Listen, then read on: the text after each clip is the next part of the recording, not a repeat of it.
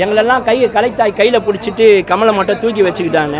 ஆனால் அவ்வளோ தூரம் பார்த்த ரஜினி அந்த கலைத்தாயோட ஒய்ஃப் அவர் பாரஞ்சித்தை மட்டும் கூடுவாங்களா, அவர் இதை நினச்சி எடுக்கலன்னு சொல்லுங்க, நான் ஒத்துக்கிறேன். இதை மையமாக வச்சு எடுக்கலன்னு இல்லை, ரஞ்சித் பிடிக்கும் தான் நீ எடுக்கிற. நான் டைரக்ஷனை வர சொல்ல, அந்த கதையை தான் சொல்கிறேன். நீ சார்பட்டா பரம்பரை எடுக்கிற பத்தியா, அந்த மாதிரி இருந்தால் நான் அவனை பாராட்டியிருப்பேன். ஏன்னா அது வந்து படமாக போச்சு. சார்பட்டா பரம்பரை படமாக போச்சு.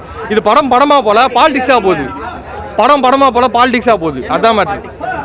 நிலம், கிரவுண்டு, நிலம், அந்த நிலத்தில் விளையாது எல்லாமே எங்களுக்கு தான் சொந்தம் அப்படின்றாங்க. எல்லாமே எங்களுக்கு தான் சொந்தம்ன்றாங்க. இது வந்து தேவையில்லாத விஷயம். இது எதுக்கு இப்போ எடுத்துன்னு வராங்கன்னு தெரில எனக்கு. எல்லாம் நல்லா தான் போகுது, ரொம்ப பிரச்சனைலாம் கிடையாது. மறுபடியும் அந்த நிலம் எங்களுக்கு தான் சொந்தம், அதில் விளையாது எங்களுக்கு தான் சொந்தம். எங்கே எடுத்துன்னு போகிறத தெரிலங்க. ஒரு வன்முறையை தூண்ட படங்க இது வந்து இந்த மாதிரிலாம் போச்சுன்னா பங்களாதேஷில் இப்போ ரீசெண்டாக நடந்துட்டு போகிறாங்க. அந்த மாதிரி தான் நடக்கும். இந்த மாதிரிலாம் ஆக்சுவலாக பார்க்கக்கூடாது. இது தப்பு. எனக்கு தோணுச்சு, நான் சொல்கிறேன். ஏன்னா வந்து எனக்கு வந்து தெரியுது அது அவர் பாரஞ்சித்தை மட்டும் கூடுவாங்களா, அவர் இதை நினச்சி எடுக்கலன்னு சொல்லுங்க, நான் ஒத்துக்கிறேன். இதை மையமாக வச்சு எடுக்கலன்னு ஒத்துக்க சொல்லுங்க, நான் ஒத்துக்கிறேன். ஆமாம், ஆளுங்கட்சி பிடிக்காதவங்களும் இந்த மாதிரி படம் வச்சுக்கிறாங்க. அதுதான் நான் ஓப்பனாக அதுதான் ஆளுங்கட்சி பிடிக்காம அவங்கள ஏதோ எதிர்க்கணும்னு சொல்லிட்டு இந்த நில பிரச்சனை தொடர்றாங்க. அதுதான் 3 அரசியல் தான் சொல்ல வராங்க. சினிமாவே இல்லையேங்க, சினிமாவே இல்லை. பர்ஃபார்மன்ஸ் மட்டும் வச்சு சினிமா நான் சொல்ல மாட்டேன். பர்ஃபார்மன்ஸ் மட்டும் தான் பார்த்தாது, கதைக்காலம் ஸ்ட்ராங்காக இருக்கணும். அதான் நான் சொல்ல வரேன். இது தப்பு. அதே காலம் இல்லை, தப்பு. சிம்பிளுங்க, சிம்பிள். நான் சொல்ல பாருங்க, ஃபாரின்காரங்க வந்து அந்த காட்டுவாசியில் போயிட்டு தங்கம் எடுக்கணும், அது உங்களால் தான் முடியும் சொல்லி எடுக்கிறாங்க. எடுக்கும்போது அந்த ஃபாரினர்ஸ் வந்து லாஸ்ட்டில் என்ன பண்ணுவாங்க, அவங்க புத்தியை காட்டுவாங்கல்ல, தங்கம் வந்து எங்களுக்கு தான், நாங்கள் தான் எல்லாத்தையும் ஒத்துப்போம், உங்களுக்கு எதுவுமே கிடையாது, பங்கு எதுவுமே கிடையாது சொல்லிட்டு எல்லாரும் கொள்றாங்க. கொண்டு லாஸ்ட்டில் வந்து விக்ரம் வந்து அது எல்லாமே எங்களுக்கு தான் சொந்தம், ஏன்னா இந்த நிலமே எங்களுக்கு தான் சொந்தம், அவர் ஆதி காலத்து ஆள், அந்த ஜன்மமும் வருது, அது வந்து எங்களுக்கு தான் சொந்தம். இவர் போறாரு, இங்கிலீஷ்காரங்க போறாரு மாதிரி இவர் போறாரு. அவள் தான் சிம்பிள் கதை, ஒன்றுமே இல்லை, பழைய கதை.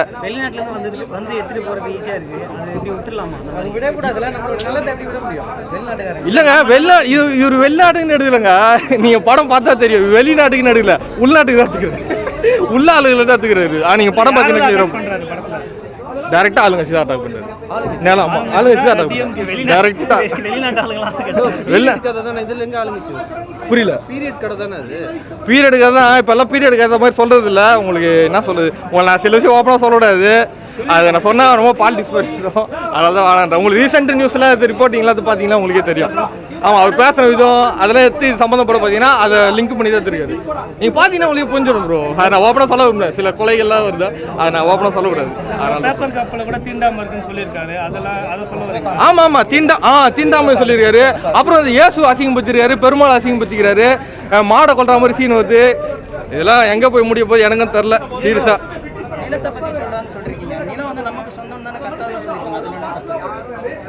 நிலம் சொந்தம் தான்.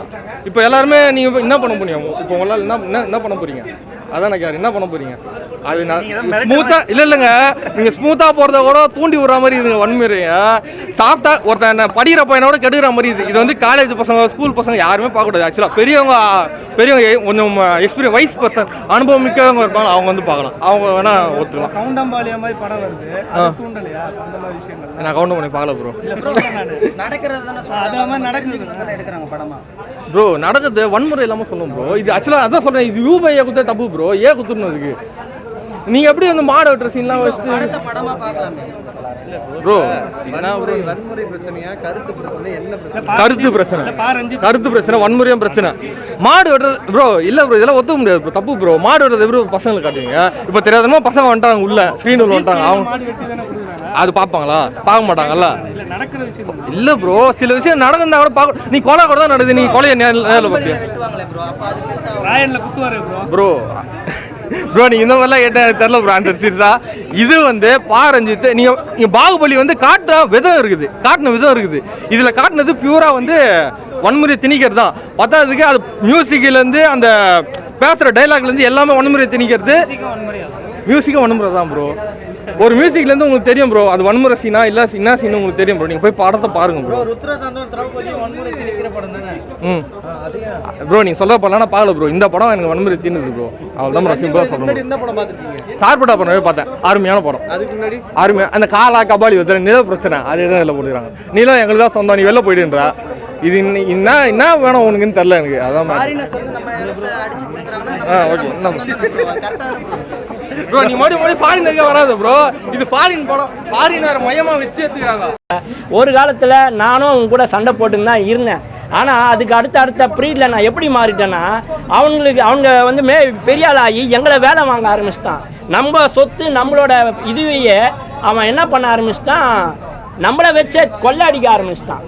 அதனால நான் அவங்க கூட சேர்ந்துட்டேன், தெரியாமல் பண்ணிட்டேன்னு சொன்னதுக்கப்புறம் தான் அந்த இதுவே ஓப்பன் ஆகும், தங்கம் குடோனை. ஸோ அது மாதிரி தான் இந்த படத்தை பண்ணியிருக்கான். அதான் உண்மையும் கூட. விக்ரமுக்கு நேஷனல் அவார்டு கிடைச்சாலும் இல்லை, விக்ரமுக்கு நேஷனல் அவார்டு கிடைக்கணும்னு விக்ரம் நடிக்கலான்னு மட்டும் எனக்கு நல்லா தெரியும். ஏன்னா ஒரு ஆடு மாடை நம்ம கோயிலுக்கு நேர்ந்து விடலாம், ஆனால் கோடம்பாக்கத்துக்கு விக்ரமை நேர்ந்து விட்டா அவர் முழுமையாக அந்த தாய்க்கு அர்ப்பணிக்கிறாரு. கமல் ஒரு வார்த்தை ரஜினி சொன்னார், எங்களெல்லாம் கலைத்தாய் கையில் பிடிச்சிட்டு கமலை மட்டும் தூக்கி வச்சுக்கிட்டாங்க. ஆனால் அவ்வளோ தூரம் பார்த்த ரஜினி அந்த கலைத்தாயோட வயிற்று உள்ள பார்க்காம போயிட்டு இருக்காரு. அங்கே ஒரு 6 மாத கருவா விக்ரம் தான் இருந்திருப்பாருன்னு நினைக்கிறேன். அது அவர் சின்ன வயசில் புக்கு படிப்பாராம். அந்த புக்கில் ஒரு போஸ்ட்மேனு, ஒரு போலீஸ்மேனு, ஒரே ஆள் நிறைய கேரக்டர் பண்ணுவாங்களாம். ஒவ்வொருத்தரும் மாறி அந்த கேரக்டர் பண்ணுவாங்களாம். அந்த அப்போத்துலேருந்து அந்த தழுவலியே பார்த்து அந்த படித்து அதுவாக மாறி ஆரம்பிச்சிட்டார். அந்த புக்கோட வெளிப்பாடு தான் இந்த விக்ரம் சார். அந்த கேரக்டராகவே மாறிடணும். ஒரு போஸ்ட்மேன்னா ஒரு போஸ்ட்மேனுக்கான அந்த ஆகணும், ஒரு போலீஸ்மேனா ஒரு போலீஸ்மேன் ஆகணும். அந்த மாதிரி இதில் ஒரு டபுள் ஆக்ஷனு. பழைய காலத்து ஒரு விக்ரமே, இன்னும் பழைய காலத்து ஒரு விக்ரம், அவ்வளோதான். ஆனால் ரொம்ப அர்ப்பணிப்பாக பண்ணியிருக்கேன். நடிகர்லாம் தாண்டி ஒரு மனுஷனாக இவ்வளோ கஷ்டப்படுறதுலாம் வந்து பணத்துக்காகன்றதோட உசுர குத்து நடிப்பாங்கன்றாங்களே. கண்டிப்பாக ரத்தம் இல்லாமல் இந்த படத்தில் நடிச்சிருக்க முடியாது. ஒரு ஆளும் நல்லா கஷ்டப்பட்டுருக்கோம். படத்தை பற்றி ஒரு 2 லைனில் சொல்லணும்னா எப்படி சொல்லுவீங்க? தங்கலான் தங்கமானவன். நான் சொல்கிறேன், பொண்ணோ மண்ணோ அளவுக்கு மீறினால் அமுதமும் நஞ்சு. எதையுமே அளவாக சாப்பிடுங்க, எல்லாருக்கும் பகிர்ந்து கொடுங்க. நான் சொல்கிறேன், பொண்ணு மேலே பணம் போடுறதோட மண்ணு மேலே பணம் போட்டால் நம்ம பெரிய ஆளாகும்.